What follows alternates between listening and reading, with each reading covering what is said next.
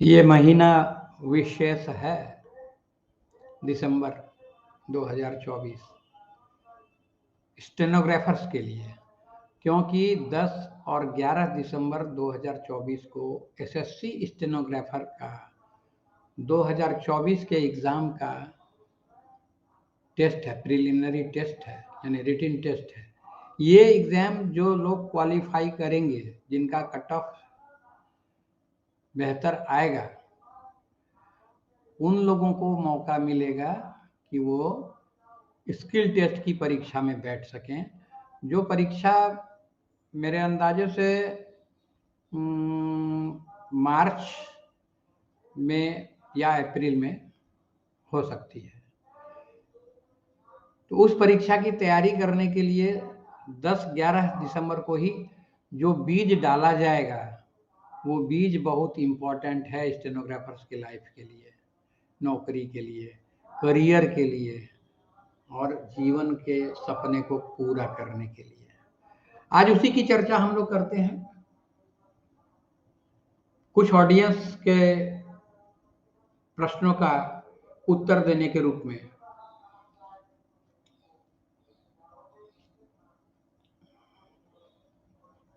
इसके लिए screen share करते हैं और देखते हैं कि इसमें हम क्या क्या चर्चा किया जा सकता है।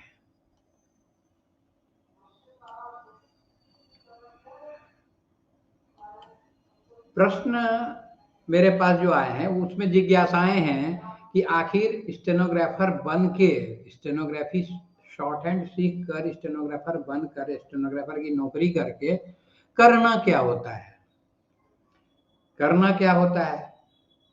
तो शॉर्ट हैंड जहां शब्द भी बहुतों ने नहीं सुना है, वहां करना क्या होता है, यह प्रश्न जब उठता है तो स्वाभाविक है कि अपने अनुभव को अलग अलग अपने अपने तरीके से अगर हम लोग शेयर करते हैं तो कुछ तो अंदाजा मिलेगा, कुछ तो क्लैरिटी आएगी उन विद्यार्थियों को जो दिन रात मेहनत कर रहे हैं।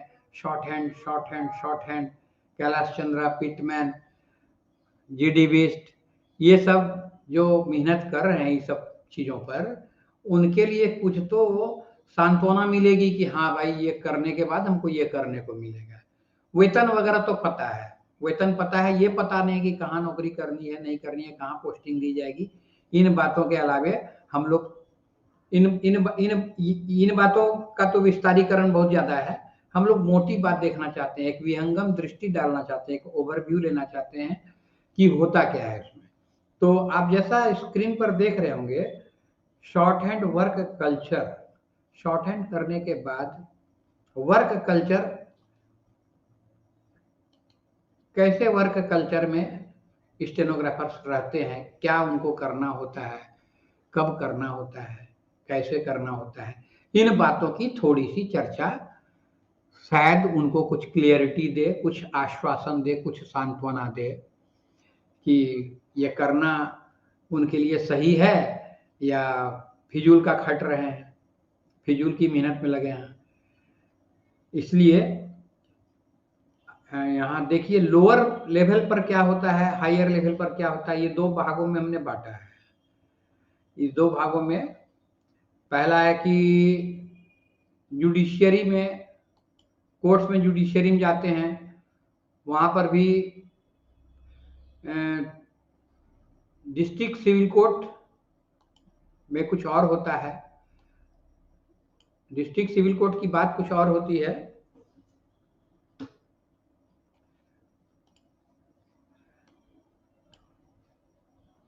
लोअर लेवल हुआ, ये हायर लेवल हुआ। लोअर लेवल में जुडिशियरी में जो सो कोर्ट्स की बात आती है और एग्जीक्यूटिव की भी बात आती है। डिस्ट्रिक्ट हेडक्वार्टर्स में कलेक्ट्रेट जो कहते हैं जिसको, वहाँ पर भी पीए रहते हैं, डीसी के स्टेनो होते हैं, वो लोग स्टेनो भी कहलाते हैं। फिर हाई कोर्ट भी जो सो जुडिशियरी में है, हाई कोर्ट भी आ जाता है, वो हायर लेवल का है। तो डिस्ट्रिक्ट कोर्ट में सीनियर सिलेक्शन ग्रेड के कुछ होते हैं, कुछ जूनियर सिलेक्शन ग्रेड के स्टेनोग्राफर्स होते हैं। अब सीनियर सिलेक्शन ग्रेड में जो होते हैं उनकी पोस्टिंग कहाँ होती है, किनके साथ होती है, तो एक हर डिस्ट्रिक्ट में, हर जुडिशियरी में, हर जजशिप में एक होते हैं प्रिंसिपल डिस्ट्रिक्ट एंड सेशन जज, वो डिस्ट्रिक्ट के हाईएस्ट ऑफिसर होते हैं, हाईएस्ट पावरफुल। तो उनके पास एक से अधिक स्टेनोग्राफर वो रख सकते हैं, उनके उनके यहाँ काम की अधिकता रहती है, इसलिए एक दो से काम नहीं चलता है तो 3-4 भी रख सकते हैं, जितना काम उतना स्टेनो एक ऑफिसर के आगे, क्योंकि उनको सिविल का भी वर्क देखना पड़ता है, क्रिमिनल का भी वर्क देखना पड़ता है, इसके अलावा प्रशासन का भी सारा कार्य देखना पड़ता है। तो प्रशासनिक कार्य भी जितना ही बड़ा जिला उतना ही ज्यादा काम। एक एक जिला में, किसी जिला में कई कई सब डिविजन होते हैं, तो सब डिविजन के भी काम पर प्रशासन की दृष्टि होती है, और सब कुछ का जिम्मा प्रिंसिपल डिस्ट्रिक्ट एंड सेशन जज के पास रहता है। उनके समानांतर सिविल और क्रिमिनल दोनों पावर लिए हुए बहुत सारे और डिस्ट्रिक्ट एंड सेशन जज रहते हैं, अलग अलग नाम होते हैं, कहीं एडिशनल डिस्ट्रिक्ट एंड सेशन जज भी कभी कहा जाता था, अभी तो डिस्ट्रिक्ट एंड सेशन जज ही कहा जाता है। प्रिंसिपल अलग हो गए, बाद बाकी कई एक इधर रहते हैं, फैमिली कोर्ट्स होते हैं। तो इन सबों में स्टेनोग्राफर की जरूरत होती है। जितनी भी लिखाई पढ़ाई के काम होते हैं, जजमेंट हो या गवाह का बयान नोट किया जाना हो, ये सारे काम टेक्निकल तरीके से कराए जाते हैं, कंप्यूटर पर कराए जाते हैं। काफी सहूलियत तो हुई है, लेकिन काम भी बहुत बढ़ा है, काम भी बहुत बढ़ा है। तो प्रिंसिपल डिस्ट्रिक्ट एंड सेशन जज के यहाँ जो स्टेनोग्राफर रहेंगे, उनको अलग अलग विभाग की कार्यवाही सौंप दी जाती है। कोई जमानत के कार्य करता है, बेल वाले कार्य करता है, कोई क्रिमिनल जजमेंट्स करता है, कोई सिविल जजमेंट्स करता है। काम ऑफिस आवर में सारा खत्म हो जाए ऐसा भी नहीं हो पाता है, तो बहुत तो रेसिडेंस के लिए भी स्टेनोग्राफर रहता है। रेसिडेंशियल ऑफिस जो होता है डिस्ट्रिक्ट एंड सेशन जज का, वहां भी काम रहता है। तो है कि ये सारा काम कोई एक स्टेनो नहीं कर रहा है, कोई एक स्टेनोग्राफर नहीं कर रहा है, वो सबको काम बटा हुआ है। डिक्टेशन जितना लेना है उतना डिक्टेशन लिया, उसके बाद आके फिर फाइल में सारा डाल डाल के करेक्शन के लिए भेजा, और फाइल को भी मेंटेन करना होता है। फाइल मेंटेन, किसी सरिस्ता को मेंटेन करने का मायने ये होता है कि हर सरिस्ता में 10, 15, 20 रजिस्टर्स होते हैं, अलग अलग कामों को मैनेज करने के लिए। उस रजिस्टर में चढ़ाना, उसको उसी तरीके से डिस्पोजल करना, जिसको जहां भेजना है, डाक सारे बहुत सारे भेजने पड़ते हैं, पास के कोर्ट में भी भेजना है तो वो डाक बुक में चढ़ा के ही भेजा जाता है। तो काम उनको 10 से 6 के बीच में ही सारा खत्म कर लेना हमेशा संभव नहीं होता है, और एक्स्ट्रा भी काम करना पड़ जाता है। जो लोग रुक के करते हैं, अपनी अपनी जिम्मेवारी को निभाते हैं, हाँ, तो अधिकतर लोग अपने समय से काम कर लेते हैं। ये डिस्ट्रिक्ट कोर्ट की मैं बात कर रहा हूँ। इसके बाद मेरा हाई कोर्ट का भी अनुभव रहा है। हाई कोर्ट में काम का सिलसिला और ज्यादा वैज्ञानिक ढंग से बटा हुआ है। मैंने स्टेनोग्राफर स्टेनोग्राफी का ही काम करेगा, वो ऑफिस वर्क नहीं करेगा, फाइल मेंटेन करने की उसको जरूरत नहीं है, वो जितना डिक्टेशन लिया उतना काम करके उस दिन का उस दिन दे देगा। तो वहां जिम्मेवारी की सीमा अलग है, डिस्ट्रिक्ट कोर्ट में जिम्मेवारी की सीमा अलग है। हाईकोर्ट में क्या होता है कि 2-2 घंटे की पाली होती है, सबसे ज्यादा प्रचलित ये है, 2 घंटे की पाली होती है। जिस कोर्ट से रिक्विजिशन भेजा जाता है कि हमारे यहाँ अभी सेकंड पाली में स्टेनोग्राफर चाहिए, तो 2 घंटे के लिए उनको एक स्टेनोग्राफर भेज देते हैं। वो भेजने का काम स्टेनोग्राफरों के जो हेड होते हैं, प्रिंसिपल प्राइवेट सेक्रेटरी या प्रिंसिपल पर्सनल सेक्रेटरी, जो भी उनका नाम हो, पीपीएस बोला जाता है, तो उनके जिम्मे रहता है कि कौन सा स्टेनोग्राफर कंपिटेंट है उस कोर्ट के लिए, उसको चुन के वहां के लिए भेज देते हैं। ये तो टेम्पोररी व्यवस्था है। इसके अलावा वहां परमानेंट व्यवस्था ये रहती है कि हर जज के काम के अनुकूल किसी को 2, किसी को 3 भी, किसी को 4-5 भी। चीफ जस्टिस को तो 1-2 पीए से काम चलता नहीं है, तो उनको तो ज्यादा चाहिए होता है। उनके लिए तो बैच का बैच पूरा तैयार रहता है करने के लिए उनका काम, और वो भी काम अकेले नहीं करते, कई कई जज मिलके बेंच बनते हैं, तो उसके अनुकूल काम भी ज्यादा हो जाता है, एक पीए से चलने वाला नहीं है।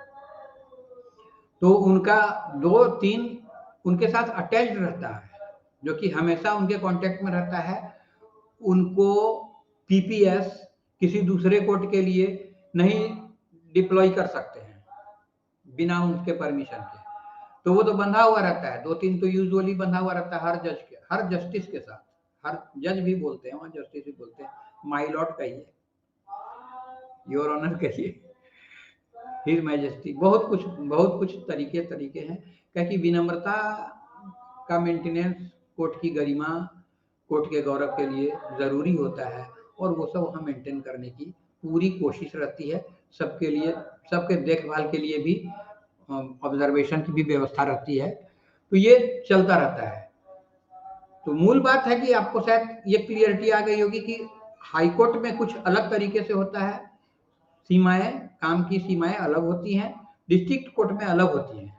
इसी तरह से तीसरा हिस्सा भी है, कलेक्ट्रेट में जो काम होता है, वहाँ कोर्ट का भी काम होता है और एडमिनिस्ट्रेशन का भी काम होता है। डिप्टी कमिश्नर के यहाँ, एसडीओ के यहाँ, बीडीओ के यहाँ, सीओ के यहाँ, तो इन लोग के यहाँ भी लेवल वाइज स्टेनोग्राफर्स रहते हैं।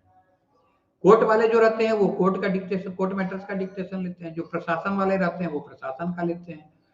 तो प्रशासन वाले को तो फाइल वर्क भी करने को मिल ही जाता है, और जजमेंट करने वाले जो कोर्ट वाले होते हैं, जो निर्णय लिखवाते हैं, वो वगैरह वगैरह करते हैं, तो उनको भी फाइल्स वगैरह अलॉट किया जा सकता है और किया जाता है नॉर्मली।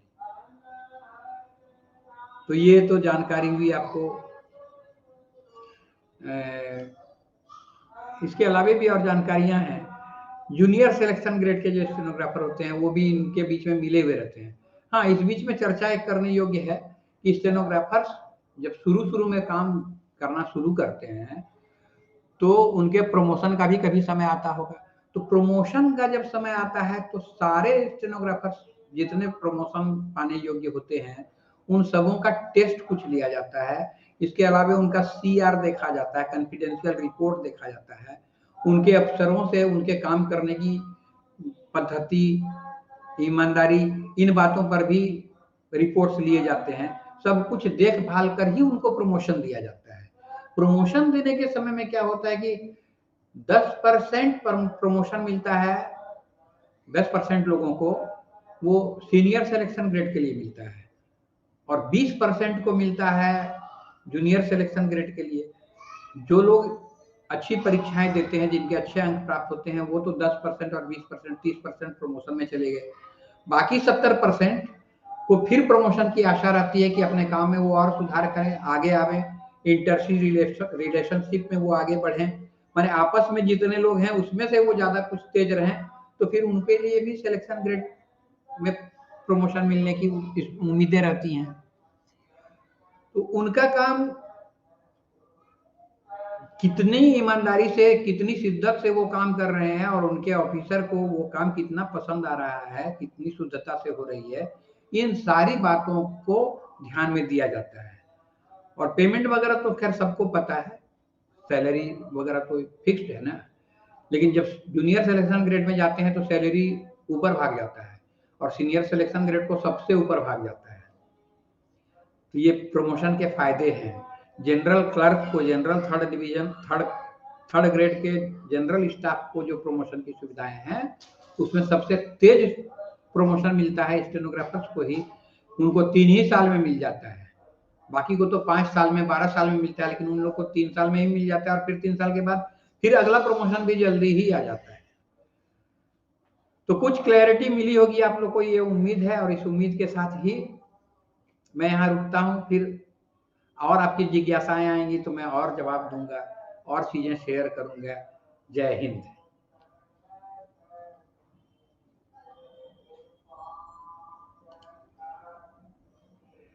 हाँ, एक बात और, यदि वीडियो पसंद आया हो और कुछ और आपको जानकारियां अलग प्रकार की चाहिए तो वो आप कमेंट में डालेंगे तो मैं अगले वीडियो में उस सबको कवर करूंगा। और वीडियो पसंद आया हो तो शेयर करें, लाइक करें, मेरे चैनल को सब्सक्राइब करें। साथ साथ अगर हमसे जुड़ना चाहता हूँ, शॉर्ट हैंड सीखना चाहते हो तो इस वीडियो के डिस्क्रिप्शन में लिंक दिया हुआ है, वहां से आप हमारे व्हाट्सएप ग्रुप को ज्वाइन कर सकते हैं। जय हिंद। सीखते रहिए, लिखते रहिए।